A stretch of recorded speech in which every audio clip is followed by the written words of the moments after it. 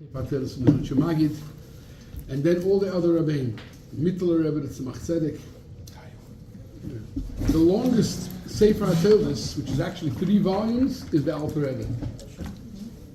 The Alter Rebbe, because like the story with Verlei, he planted the tree, he built the building, and he had to contend and put up with so much opposition, and so many different things that were happening in his days, just to get the Hasidic movement off the tarmac, as they said, like to take off and to make it what it is today. So there's a lot of stories about what happened by the Alter Rebbe's days, and the Frierdiker Rebbe tells us most of it. So we were discussing last time about Alter Rebbe's hardships. His daughter Verlei gave up her life. Then in the next few lessons, we're going to talk about the printing of the Tanya and Alter Rebbe's being imprisoned. So he went through a lot in his lifetime. And this part that we're going to learn about, that we're going to talk about now, is one part of the Alter Rebbe's life that we didn't discuss yet, which is another front, another war that he had to fight with the Enlightenment movement, the Maskilim. The Maskilim were the forerunners of the conservative and reform movement.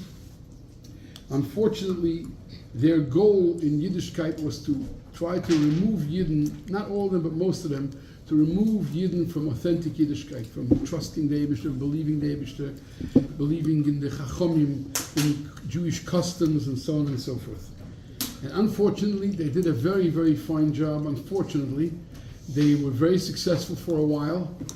And later on, we're going to see that it was 150 years that the Chabad Rabbeim fought with the Haskalah movement. 150 years, says the Frierdiker Rebbe. And 75 of those years was not just fighting with the Maskilim, but fighting also with the Misnagdim as a 2-pronged war. The Misnagdim on one side and the Maskilim on the other. That was 75 years. When did it start, the 150 years? Huh? When did the 150 years start? From the beginning, right after the passing of the Mezritcha Magid. The Alter Rebbe, when he started. In what year? Tov Kuf Lamed Daled, which is 1774, approximately. No. And that's when the Haskalah movement started really fighting against Chassidim. We're going to discuss a little bit as an introduction what happened. Frierdiker Rebbe, as an introduction to the Haskalah movement, writes as follows: that there was a time when there was a Jewish organization, a Jewish council, that were called, it's very famous, you can look it up anywhere online, so many in Yiddish and in Hebrew and in English. There was an organization called Vad Arba Ha'arotzos, the Council of the 4 countries, the 4 lands. They lasted for 200 years. 200 years. They were in charge in these 4 lands, and actually more than just those 4 lands. At some time they were in charge of like a huge part of Europe, of the Jewish affairs. That means spiritual affairs and physical and materialistic affairs. This council was recognized by the Polish kings. Poland was very powerful in those days. It was recognized by other kings, and they were the ones who, if the Yidden had trouble with the Goyish community, the Vad Arba Ha'arotzos, these council members, would go to speak to the king on behalf of the Jewish people. But it wasn't only that. And the Chassidim had a seat on this council? Well, this all stopped at the time of the Mezritcha Magid's passing, approximately. Earlier. That's when it finished. Yes, that's when the king himself abolished it. The king of Poland abolished it. But for those 200 years, they had on their council, they had Rabbonim and Gedolei Torah, tremendous, scholars and geniuses and rich Jewish leaders, community leaders, who were involved with them. They would decide almost everything.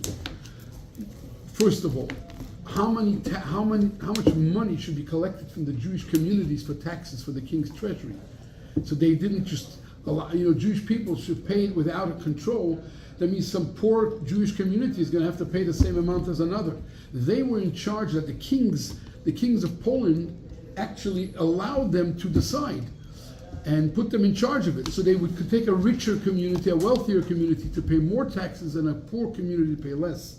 Then when there were arguments between communities and their Rov, let's say, or their community leaders, the mayor, the Parnas is what they called it, they would settle these arguments, and they were involved in almost everything. And the Rabbanim in that council were involved in the Ruchnis, in the spiritual part. Yes. It's like a mini government. They were looked upon as a Jewish government within the government of Poland, or it was Poland, two parts of Poland, Ukraine, Galicia, and Volyn, which is Lithuania. Sometimes it was 5 countries, but the name stuck with them, which was Vad Arba Harotzes. So people listened to them and respected them. According to what the Frierdiker Rebbe is saying, is that the machlokes, this fight against Chassidim, couldn't have been so strong in the days when they were in power, the Vad Arba Harotzes, because they would settle things, they would calm things down.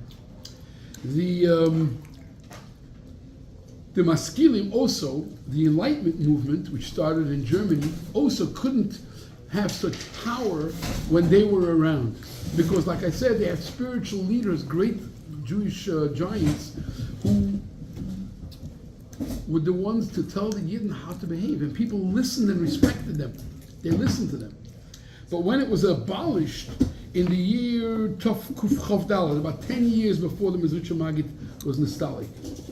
So we're talking about till after the Baal Shem Tov. A huge crowd, a large crowd of Rabbanim in different communities came out after the Vad Arba Harotzes was abolished. They came out and announced that they're opposing the teachings of the Baal Shem Tov and the Mezritcha Magid, and this caused a terrible, terrible problem amongst the Jewish people. Many people did not know who to follow, and some people said they heard that the Chassidic movement is bad. Some people heard it's good. It caused a terrible rift. It caused a terrible, doubts by the Jewish people. At the same time, Mezritcha Magid's Ptira, and even before that, the Haskalah movement just started their roots, and it started in Germany. The Frierdiker Rebbe calls it the leprosy amongst the Jewish people, of the Haskalah movement. Atzaras, yeah. Soras Mameres. It started in Berlin, and at first, when these people started, they would act like Yirei Shamayim, davening, learning, and at the same time, try to get Yidden to study more secular studies, more sciences and so on. But it's not like today, when Yidden study for a job, and not only that, but the Rebbe used to tell people once they are involved in secular studies, they should have an effect on other Yidden to become more observant and more Shemrei Torah mitzvahs. In those days, it was just the opposite, unfortunately. So what happened is that who's going to take care of the Jewish communities? I'll soon get back to the Haskalah movement. Who's going to take care of the Jewish communities? So they tried to get in every community, in every city, some chief rabbi or a teacher or a Rosh Yeshiva that he should run the show amongst the Yidden. The Vilna Gaon was one of those that was looked upon as a Jewish leader. He was about 44 years old when this happened, and when the Vad Arba Harotzes was abolished, I guess.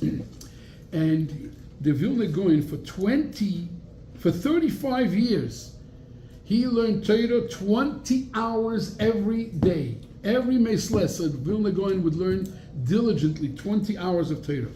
He was a tremendous Yirei Shamayim, very honest, a Tmimizdik, and that was his life, the Vilna Gaon. And he was also very humble, so he did not want to accept any leadership position, not even a Rav. Yet, at the same time, he was sort of forced into becoming the person in charge. In Vilna, he was in charge of the Bezdin, he would tell the Bezdin how to behave, and so on and so forth. We have to keep in our minds that in those days, Vilna and Slutsk and all these major Jewish cities that we hear about from the olden days, it was like, in a way, like in Eretz Yisrael today, Kain Yirbu. Eretz Yisrael has approximately half of the Jewish nation is now living in Eretz Yisrael. Kain Yirbu, and Hashem should protect them. It's packed with Yidden, packed with shuls, packed with yeshivas. Wherever you go in Eretz Yisrael, there's always Kedusha and Tahara. That's how it was in these major cities in those days. Vilna, Slutsk, Shklov, all these places, even Liozne, all these cities were packed with tens of thousands of Yidden who had yeshivas and chadorim and mikvois, and there was so much holiness going on in these places. The Vilna Gaon himself, says the Frierdiker Rebbe, was such a great genius, and besides his genius in Mishnah, Gemara, Chumash, and Tanakh, the 24 Sforim of Tanakh, Bavli, Yerushalmi, Medrash, Zohar HaKodesh, we know that Vilna Gaon in one of his writings says that if a person wants to become a Rav and Paskin Shailas, he first has to know Kabbalah. A lot of people never wanted to learn that part, or they denied it. He was clear in Kabbalah, he was clear in Musar Sforim, in philosophy Sforim. He also, in addition to all that, loved the sciences, the Vilna Gaon. Why? He had it because of for a good reason. The Vilna Gaon held that Torah, all the sciences are hidden deep in the Torah. And if a person does not know the sciences, does not know medicine or philosophy or engineering or music, is missing a part of the understanding in the Torah. We know that from the Rambam, that the Rambam was a tremendous astronomer, and when he came to the halachas of how to make a new month by the Yidden Kiddush HaChodesh, he used that knowledge to explain it to us. So that's what the Vilna Gaon's idea was, and he himself knew medicine very well. He studied medicine, the Vilna Gaon. He studied engineering and music and more, says the Frierdiker Rebbe. And he asked some of his followers, who were also geniuses, to translate certain Goyish scientific books into Lashon HaKodesh. Why? The Vilna Gaon wanted that Yidden should be more knowledgeable, so the Goyim can't laugh at them. So it'll be a Kiddush Hashem instead of a Chil Hashem. That's what he, in all honesty, wanted. But because the Vilna Gaon was so honest, innocent, he had so much simplicity about him, in a good way, he had a problem noticing where there's something like poison from a snake, where that's hidden. And he looked at a person, he saw a person has a beard, and he davens, and he looks like a Yid from a Yid. He respected him.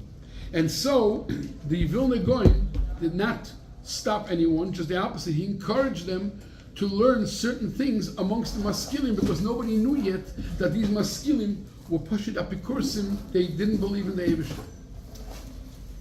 For many years, the Vilna Gaon expressed his pain why the Chumash, the Chamisha Chumash Torah, doesn't have a Yiddish translation, that even a Yid who does not know Lashon Kodesh, a simple Jew, who does not know Aramaic, should be able to read it in a simple Yiddish language. So he complained to his Talmidim, and some of its the people who were very connected to him, who were geniuses themselves, was his own brother, whose name was Reb Yisachar, and his own son called Reb Avram. The Frierdiker Rebbe uses the word Zichronim Levracha. And they themselves were very big geniuses who spoke French, they spoke Polish, they spoke German, and they heard that in Berlin there's a certain Jew who's a Yerushalayim, a Talmid Chacham, and he translated the Chamisha Chumshei Torah into German in a very clear language. So they told the Vilna Gaon about it. Maybe we can go to him and get his translation on the Chumash, and then we'll make it into a flowing Yiddish, like an easy Yiddish for people to read.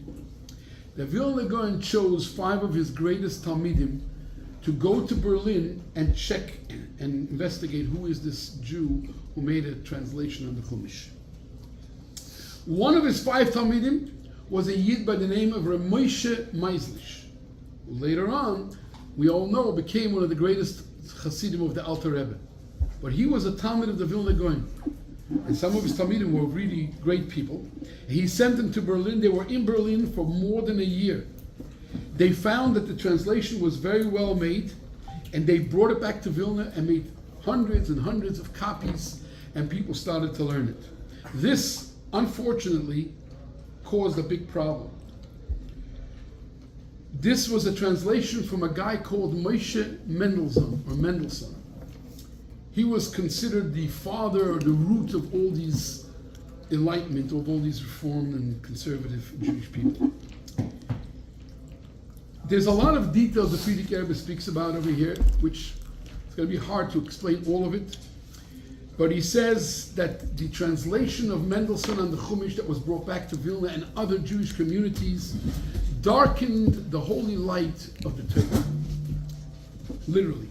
And this Mendelssohn's translation came to Bate Medrash in Shklov, in Slutsk, Brisk, Minsk, and it caused many people, they learned it, they enjoyed it, and a lot of these people were talented people, caused them to go to Berlin to study more. And a lot of them went a little bit away from Yiddishkeit, some of them just became, So we never came back. some never came back, right? We'll soon find out a little more details. There was a certain Jew called Reb Shlomo of Dubna, not the Dubner Maggid. The Dubner Maggid's name was Rabbi Katz, I think, I forgot already. I forgot his name. But this was another person who became a student and a friend of Moshe Mendelssohn. But the problem was that this Reb Shlomo of Dubna, his Rebbe, his teacher, was himself a Talmid of the Baal Shem Tov. And that teacher of his came to visit him in Germany because he was sick and he had to go heal himself by some professors, by doctors in Germany. And he met him, and this guy told him, praised this Moshe Mendelssohn. It says the Frierdiker Rebbe does not know what his Rebbe told him, but a few days later, this Shlomo of Dubna left Berlin. He sort of cut off from Moshe Mendelssohn. And he himself came back to Vilna, and he himself wrote a sefer with the translations, and these people were all very into grammar. In Hebrew, grammar is called dikduk. And people in Europe in those days, Jewish people, especially those who were talented and knew how to learn, loved the Jewish language, the Hebrew language, Lashon HaKodesh, and especially the rules of dikduk behind it.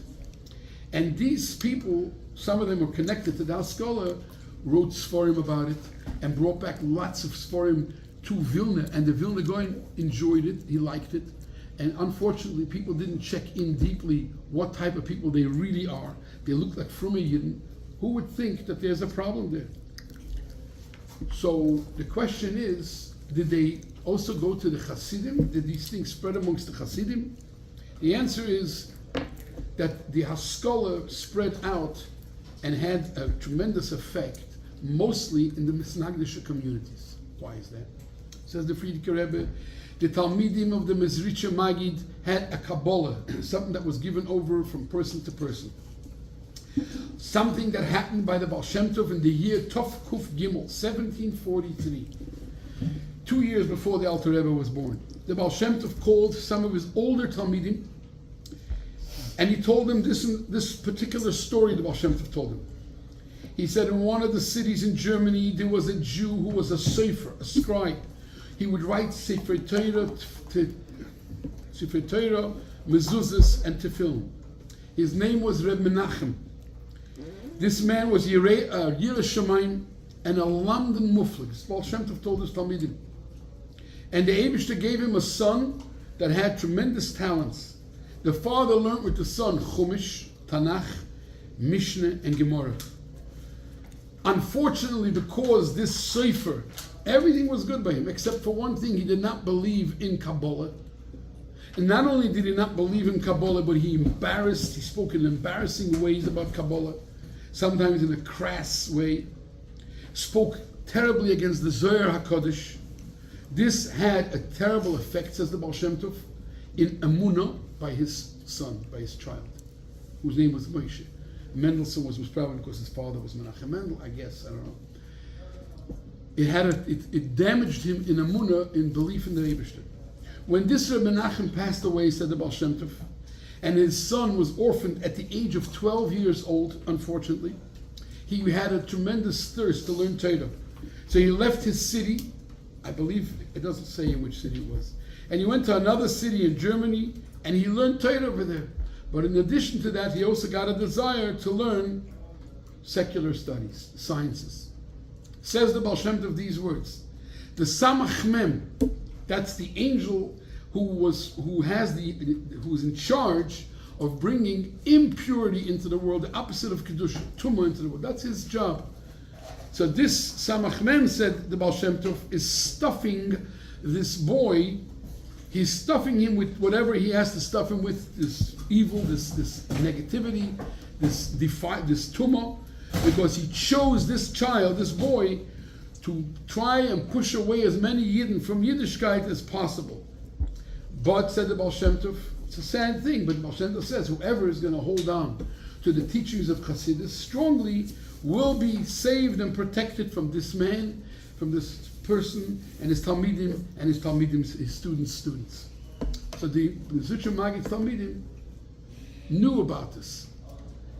In the year 1776, it became known, in the year 1776, Tov Kuf Lamed Vov, this is 2 years after the Mezritcher Maggid passed away, it became known in all the Jewish communities about the translation of Mendelssohn, translation of the Chumash.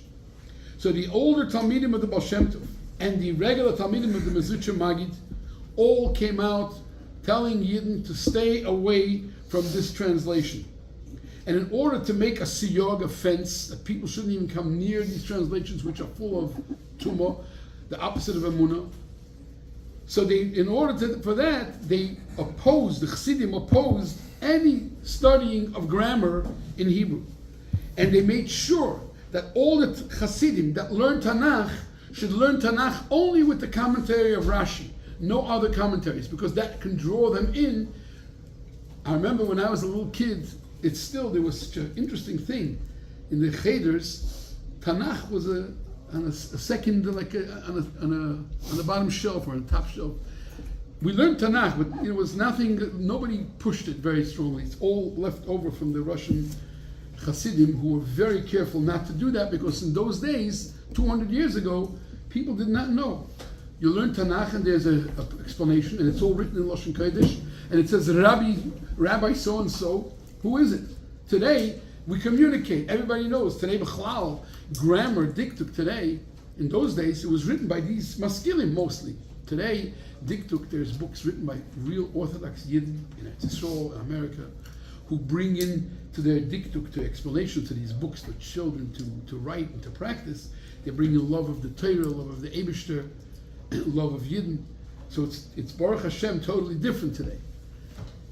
But in those days, it was very dangerous. So the Chassidim knew about this and did not allow anybody to come near these maskilim. So the maskilim mostly had their effect on the Misnagdisha communities. In the Misnagdisha communities, because people loved grammar and loved the Hebrew language, every year more and more young people traveled to Germany to learn in different colleges and schools, whether it was medicine, engineering, or speech, how to speak nicely, and so on. Music, chokhmas haloshen, languages, and so on. Many of these people that went to Germany were actually talented bachrim who had good heads. They were able to pick up things, and they were very successful to get a lot of knowledge. Then after that, when they became professionals, doctors and musicians, they opened offices and they made nice money, and they went back to their own communities. A lot of these came back with diplomas, with what they called degrees in different things. Very few of them, says the Frierdiker Rebbe, remained honest to Yiddishkeit and to the Eibishter. A lot of them remained frum, but it wasn't the same. It was a cold type of Yiddishkeit. And some of them, unfortunately, went completely bad. Some of these doctors they became doctors. But then there were many maskilim who studied in Berlin or in Germany, and they became missionaries for the Haskalah movement. Their job and their desire was, how many Jewish souls can we grab from the old customs, from believing in Medrash, from believing in Kabbalah and so on, and pull them away and make them what they called Haskalah, Enlightenment. Modern, yep. So many of these maskilim, says the Frierdiker Rebbe, got jobs, mostly in the Misnagdisha communities, as teachers in Cheder. Can you imagine? Malamdim. And they would they would disguise themselves as very fruma Yidden. They didn't say Chassidish Yidden, but fruma Yidden, with beards and davening, with talesim, and everything is good. And because these guys learned in Germany, they also picked up on the German etiquette. Respectful, clean, with ties. So the parents of most of the children in these communities said, oh, this is a teacher that I would like for my son. The guy has the German etiquette, the behavior of the Germans. And the children also, some of them liked it. It was good and bad, And therefore, the maskilim had a tremendous effect in different Jewish communities. Lithuania, even in Poland.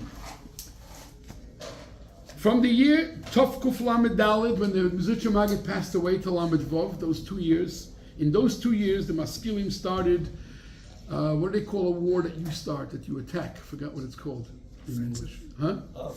Offensive war. The Maskilim started an offensive war against all the leaders of the Hasidim in Galicia, in Poland, Volyn, which is near Ukraine or Poland, Ukraine itself, and Lithuania. They started the offensive war by going to government officials and speaking against these Hasidic Rebbes and leaders, that they're hurting the Jewish people. They also used to make pashkvil, they would print these papers and hang it up all over the communities with terrible things against the Hasidic leaders. The Chassidische Chabad Chassidim, that means the Alter Rebbe's Chassidim and the Alter Rebbe, they suffered whatever all the other Rebbes suffered, they suffered double. Because at the same time the Maskilim attacked them and fought against them, the Misnagdim were from the other. It was a two-pronged war, where the Misnagdim from the other side also fought against the Chabad Chassidim. So all the other Chassidim only suffered from the Maskilim. It doesn't matter because they all suffered. The Frierdiker Rebbe goes on to explain how terrible the people, the Apikursim, were in those days.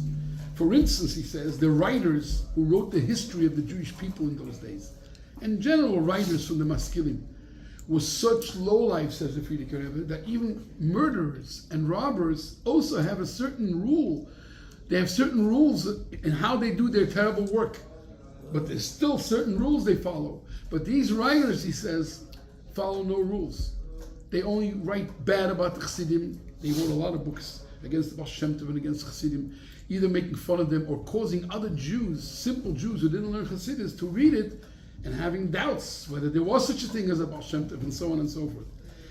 Mamish, the Frierdiker Rebbe speaks very horribly against them, and he says one day they're going to all be embarrassed because the people will find out what kind of lies they fed to the Jewish people. Now, says the Frierdiker Rebbe, he wrote this in the early 1940s or like late 30s. Frierdiker Rebbe says in the last few decades, there are a lot of honest writers, even though they're not frum, who have been writing the truth. And however, there's only a few of them stuffed with pig meat and rat meat, says the Frierdiker Rebbe, that's the words he uses, who still not only write falsehoods about the Chassidim, but they attack their friends who write the truth. That's, I'm just saying what the Frierdiker Rebbe wrote about these people who are offsprings of the Maskilim. Let's now go to the story how the Alter Rebbe had to fight the Haskalah movement. And remember, there were a lot of stories that happened in those days. It was 150 years that they had to fight them. This is one story the Frierdiker Rebbe tells us because all the details were written down. All the details that happened in that time. The Haskalah movement kept on making trouble for the Yidden in the Tzemach Tzedek's days too. Tzemach Tzedek, we remember from last week, we spoke about how the Tzemach Tzedek went to his mother's resting place to ask for a bracha and an eitzah to fight them off because they were fighting against the Tzemach Tzedek. He beat them in the end, but it was very tough. In the year 1792, Tov Kuf Nun Beis, this is the time the Alter Rebbe was starting to publicize the Tanya and printing it. At that time, a certain Jew, a resident citizen from the city of Zamut, arrived in the city of Vilna. This is how the Frierdiker Rebbe starts his story. This man's name was Shimon. We're going to call him Shimon Zamuter for a while, and then we'll change it over to his real name, which is Shimon HaKofer, Shimon the Apikoris. He was something very, very special. We'll soon find that out. He was actually a student of a Jew who was a good Jew who wrote books on engineering. And he was also a student of another teacher who wrote books on grammar, on Hebrew grammar. And this Shimon from Zamut was talented, was very learned, knew Tanakh very well. And as soon as he arrived in Vilna, he found favor with the Vilna Gaon's relatives. Who were they? Rabbi Yisachar, the Vilna Gaon's brother, and Rabbi Avram, the son of the Vilna Gaon. They were great people, and he found favor in their eyes. They literally gave him, like they were very close to him. They were mekar of him. And after a while, they saw he's such a knowledgeable person. They put him in charge of all the teachers in Vilna, all the Melamdim that teach Tanakh, Torah, Nevi'im, and Ksuvim to young children in the Cheders of Vilna. Can you imagine? It's not their fault, but this is what happened. It's like placing a bomb in a Cheder, God forbid. Anyway, he became the Mashgiach Kloli on all the Melamdim. This Shimon disguised himself as a Yireh Shamayim, and the Gro himself, the Vilna Goyen, who was a great, great tzaddik, he himself was Chabad. He honored him. The Vilna Goyen honored him. And he asked Shimon, who was a very knowledgeable person when it came to the language and to explanation of the Dikduk, the Vilna Goyen made a sefer called Dikduk Eliyahu, the grammar of Eliyahu. He had a few sforim with his name on it, Rabbi Eliyahu, the Vilna Goyen. He asked Shimon to check over, to give him to edit his book, Haskalah on his book. Nobody was able to even imagine that this Shimon is a hidden maskil, and his whole purpose was to be a missionary and to take Jewish children away from Yiddishkeit. Nobody in Vilna imagined it. He set up the Talmidim. He was very organized and very professional. He set up the Talmidim into all the Cheders according to their talents, according to if they had good heads or not. And those who were very talented, especially those who went already to learn Gemara and Yeshiva, he would set up for them to learn Tanakh with more commentaries besides Rashi. These commentaries were all from the Maskilim.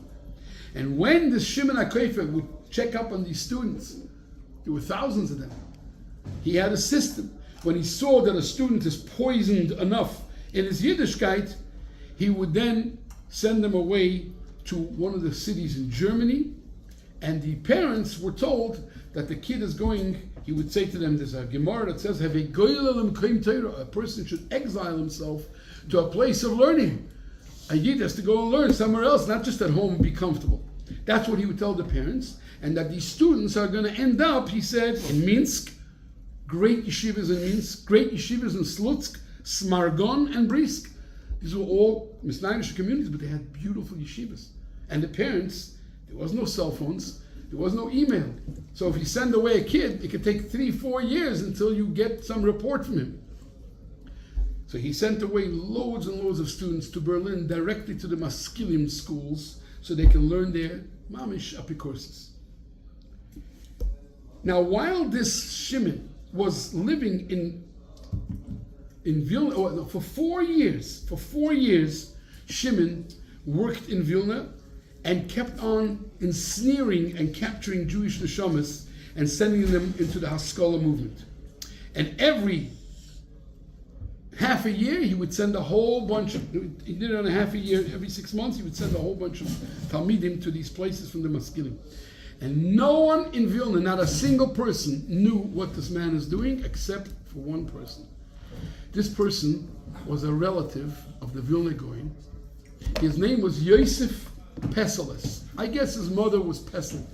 So this man was a wealthy person, a big businessman, and he was the only one who knew what Shimon's job is and about the Haskalah movement, because he himself was a hidden maskil. On the outside, he was an Orthodox Jew, and he was affected by them a long time ago. And he not only was affected by them, he gave them millions of dollars, doesn't say millions, but loads of money. He would support the Maskilim, this Peseles, and he knew exactly what Shimon HaKofer does. No one besides these two was ever suspicious of Shimon, that he's totally fried, doesn't believe in anything. In the years that he lived in Vilna, it says here 4 years, but I think it was a little more. The years that he lived in Vilna, he started flattering the Lubavitcher Chabad Chassidim in Vilna and found favor in their eyes. How did he do that? He first of all made sure never to get involved in the fight of the Misnagdim and the Chassidim. He became a peacemaker. He became a go-between. No joke. If there was ever a fight between the leaders of the community, an argument, in Vilna they had, I don't remember if it was 6 or 8 parnosim, that's mayors, Jewish people who are running the community. So if there ever, and 2 of them were Chassidim, the rest were not. If there was a chilukei deis, some kind of a different opinion, Shimon the Kofer was the one to make peace between them and to figure something out. And slowly he was able to get into the hearts, to cheat his way in, to sneak his way into the hearts of the greatest Hasidim in Vilna, one called Reb Baruch Mordechai, and the other one Reb Moshe Meiselsh. And since they themselves also loved grammar, they were geniuses, so they were makar of him, they were close to him. And the Reb Moshe Meiselsh had a weakness to write Hebrew poetic songs, like poems. And the Shimon knew poetry in Hebrew, so he honored him, he respected him. At that time, something interesting happened. The Alter Rebbe had changed the nusach of the Siddur, and they started printing it, and it started becoming spread around Jewish communities, especially the Chassidim. Every Chassid wanted to daven the way the Alter Rebbe says he should daven. It was Shemagid was the one who told the Alter Rebbe to fix up the nusach of davening. There were different Siddurim, there was Ashkenaz, there was Sfard, but the Alter Rebbe fixed up the Siddur. What happened? They couldn't print yet enough, and they didn't have enough Siddurim. So Chassidim actually had Siddurim, regular Siddurim, even Ashkenaz Siddurim, and with pens or pencils, they would write in on the side all the changes of the Alter Rebbe's nusach, including Nekudas, vowels, the Komets and the Pasach. The Alter Rebbe fixed a lot of this stuff. And even though this was a nusach for the Chassidim, and it caused the Misnagdim to get very angry at the Chassidim, more angry. Every time the Chassidim came out with something good, the Misnagdim got angrier at them. But every Misnagi that had any knowledge, any seichel, one thing they all agreed. As much as they hate the Chassidim, but this Siddur of the Alter Rebbe is like the Gemara says, flour that was sifted 13 times. In other words, it's the best of the best. Because a lot of them knew Dikduk, these Misnagdim, and they said this is the best of the best. And the Nekudas especially. This Shimon HaKoifer, this Shimon, the Apikoyers, this maskil, this secret maskil, would praise the Alter Rebbe's Siddur in front of the Chassidim. And he used to say to the Chassidim these words, he said, when it comes to the nusach of the davening, that comes from secret Kabbalah things. I don't have any ideas about it. I'm not knowledgeable about that. I'm ignorant about that, he says. But when it comes to the laws of grammar, I can say with a full mouth, there's nothing as accurate as the Alter Rebbe's Siddur, he would say. And then he would express himself, why don't the Chassidim study grammar, Dikduk? But the Chassidim trusted him, they believed him. Now, the Frierdiker Rebbe says that the Chassidim of Galicia, which is a part of Poland today, were the first to suffer from the Maskilim. After that came Polish Chassidim, Volin, which is Lithuania, whoever lived there, and the Chassidic Chabad were the last ones to suffer horribly from the Maskilim. Why is that, says the Frierdiker Rebbe?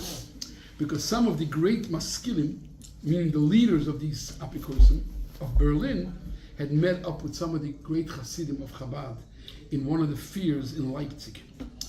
One of them was Rabbi Yosef Kolboy, genius, a Chassid of Chabad, Rabbi Pinchas Reizes, and Rabbi Binyamin Kletzker. These were people with mind, geniuses, scholars, everything. And when these Maskilim met up with them, they saw these Chassidim know everything. They know Kabbalah, they know philosophy, they know everything. And in addition to that, they're also humble and they work on themselves. So the Maskilim gave a report to their leaders, these Chassidim of Chabad, you're going to need something very different, a different type of war and different type of ideas on how to infiltrate their camps, because they're not the same as everybody else. So they first went to all the other Chassidim. To the Chabad Chassidim, it took a while till they came. And we'll soon see what happened with this Shimon. For 5 years, from Tovkuf Nun Aleph, which is 1791 to 1796, the Maskilim fought with the Chassidim. They sent messengers, missionaries to all the Chassidic communities. All they did was awaken the Chassidim, learn Lashon Kodesh, learn Dikduk. But all these places that they came, first to the Galician Chassidim and others, it was different. But over here, by Chabad Chassidim, specifically, by others also a little bit, the Chassidim figured out who they were. And wherever they came in those years, the Chassidim would literally chase them out of shul. They wouldn't give them an aliyah. And if one of these maskilim still kept some Jewish, some drop of Judaism and say Kaddish for a yahrzeit, nobody would answer Amen.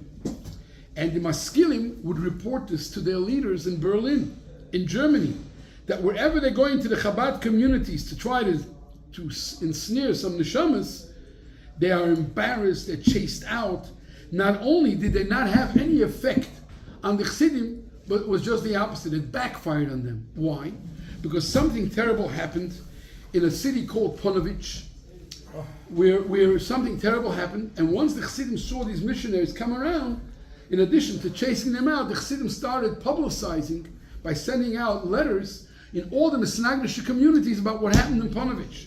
And even the Misnagdim now started chasing out the Maskilim wherever they figured out that they were Maskilim. So it backfired on them. What was the story in Ponevezh? In Ponevezh, they made a cheder for Gemara, and one of the Molamdim, the teachers, came from a city called Zalkove.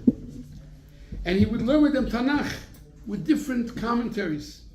After a while, he got them, this teacher, and he told his Talmidim they should ask their parents permission to go learn in the college locally in Ponevezh.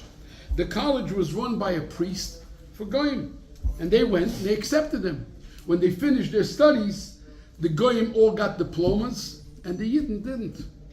Two of those Talmidim, some of the Yidden just felt bad. They studied, they didn't get it, but two of them converted to Christianity, unfortunately. So just they can get the piece of So paper. they're going to get a piece of paper. And everybody, and the Chassidim publicized, everybody knew that was this teacher who taught them Haskalah things, and that's why they, unfortunately, this happened. So the Misnagdim, terrible, huh? The Misnagdim, now that the Misnagdim heard it, they too started chasing them out. So the Maskilim started thinking, what should they do? They have to figure out how to do something against the Chassidim. Can't just fight them the way it was until now, because it backfired. And so the leadership of the Maskilim chose this Shimon, the guy in Vilna, this Shimon HaKofer, that he is going to make a special campaign now. He's going to go travel through all the Hasidic communities of Chabad, specifically, and then visit with the leader of Chabad, the Nossi of Chabad, the Alter Rebbe, and give them a report, how can we infiltrate them and fight them. This is not a simple war. You have to do. No one could imagine such a thing amongst the Chassidim. Shimon himself, when he got this mission from the leaders of the Maskilim, felt that he's the right person for it. And unfortunately, he was, in a way. He was very disguised. Nobody knew anything about him. He was hoping he'll be successful. So he went to his bosses in Vilna, who made him in charge of all the Molamdim, and he said he has to go for a family visit to wherever he came from, Zamut, and he needs a vacation. So they gave, it was the last 3 months of the season, of the Cheders, so they gave him vacation 3 months until the next season. And Now is the start of teachers taking the summer off? yes, something like that, yeah. Really? Well, I don't know, but maybe it was usually, maybe it was Elul time, I don't know. Maybe in the middle of the summer. The next part, suddenly the Chassidim in Vilna, and Baruch Mordechai and Reb Moshe Meiselish suddenly received a letter from the Alter Rebbe, out of the blue. And in the letter, the Alter Rebbe writes to them, privately, that this man Shimon, next week in which I'll continue, that everybody thinks is a Yireh Shamayim, he's a hidden missionary and messenger from the Maskilim to capture Jewish neshamas. From now on, said the Alter Rebbe, spy on him, watch every step he takes, and as soon as you will have a chance to reveal to everyone who this true or what his true face is, you must do that. It's a private, secret letter that they got, and we'll see soon all about this, what happened. Don't forget the bracha achrein, everyone. Thank you very much. We'll see you next Sunday with Hashem's help. Thank you, Rabbi Wright says. Thank you. Thank you, Rabbi Wright. Thank you very much for joining.